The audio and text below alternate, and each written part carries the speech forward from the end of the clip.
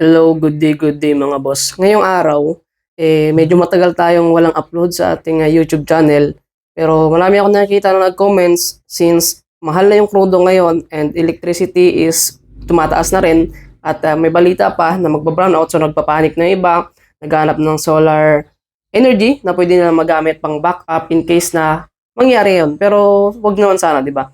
Pero ngayon, dahil dito na rin kayo, may nag-comment kasi dito na yung solar charge controller na ginagamit niya ay same daw dun sa ginawa kong video, which is ito. Ayan. Kaya ngayon, gagawa ulit ako ng setup na ganyan, yung sa solar charge controller at step by step.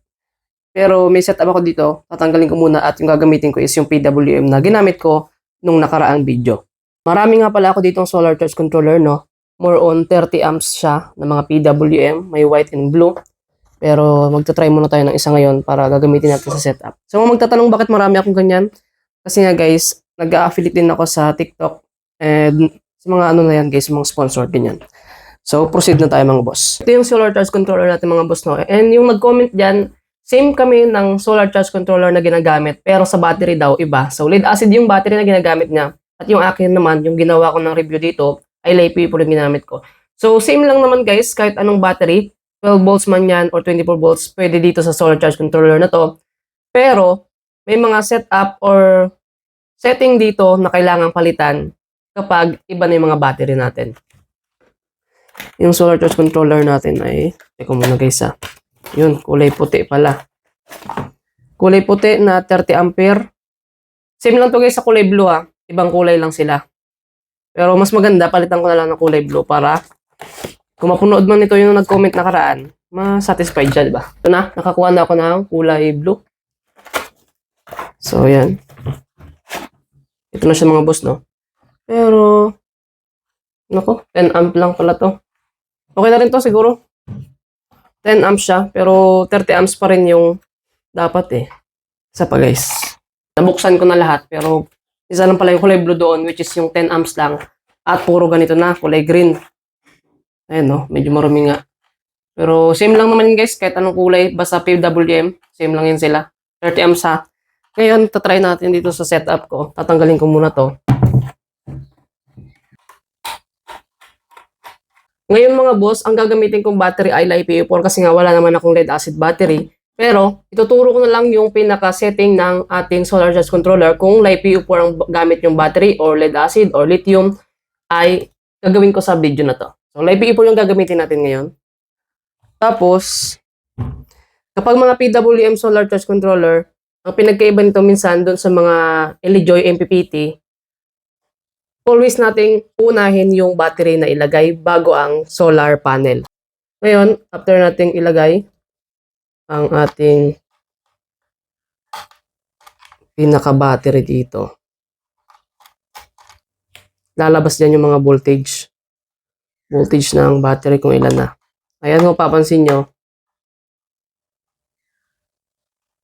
Kita nyo ba bang boss?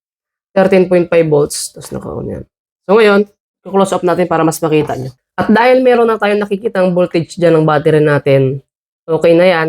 And kapag nalagay na natin yung solar panel, lagay muna natin bago tayo mag-setting. Positive.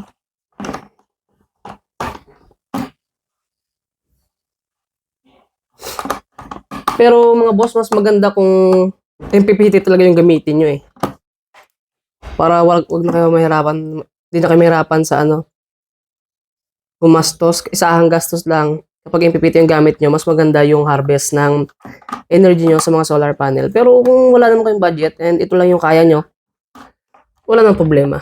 Kapag nakaset up na yung mga boss, makikita nyo na dyan na meron ng solar panel na logo dyan at arrow, sabihin, nagsi-charge na yung ating battery. At ngayon naman, ituturo sa inyo kung paano palitan yung setting kung battery nyo is LiPo4 or yung lead acid battery. Although may mga naman siya dito, manual. Papakita ko na lang sa inyo para may basihan kayo kung ano yung sinasabi ko dito.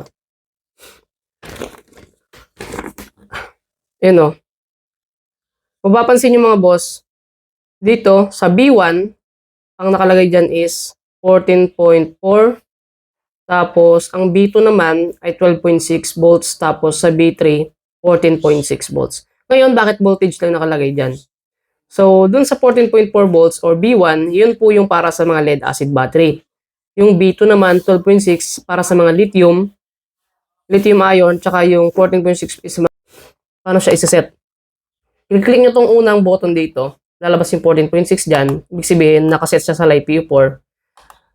Hanapin nyo lang yung ganito, B3. B3 yung nakalagay dyan, ibig sabihin sa LiPo4 talaga siya. And babalik siya automatically dun sa pinaka main board niya. Ngayon, kapag i-click nyo na siya ulit, hanapin ulit natin yung B3. Para mapalitan, ilong press nyo tong unang button dito. At kapag nagbi-blink na siya, ng parang ganyan, may plus and minus button naman sa pangalawa at pangatlo. So, bilisan nyo lang kasi automatic siyang bumabalik. Hanapin ulit natin. B3, long press. Dahil yung battery nyo is lead acid, pipindot nyo naman yung minus hanggang sa mag-B1 na siya. So, wait natin. After nun, check natin. So, automatic na siyang B1 na. So, ganun lang kasimple mga boss. And yung button dito is para siya dito sa output na 12 volts ha.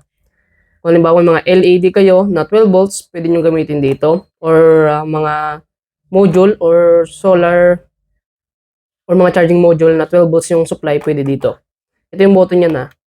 Yan. And try natin ulit. Check. So, naka-B1 na siya. And halimbawa, LiPo4 yung battery nyo, i-save. Kailangan nyo lang ilong press ulit. Tapos, gawin yung B3. And hintayin nyo lang na bumalik. Automatic na siyang magsiset. So, yun. Nakaset na ulit siya sa LiPo4 battery. Ganun lang mga boss. Napakasimple lang gamitin yung PWM Solar Charge Controller na to. Kung wala pang idea. Pero kung professional ka, tapos nandito ka pa rin, thank you. And yun lang. Dito lang muna yung ating video ngayon. Thanks for watching po.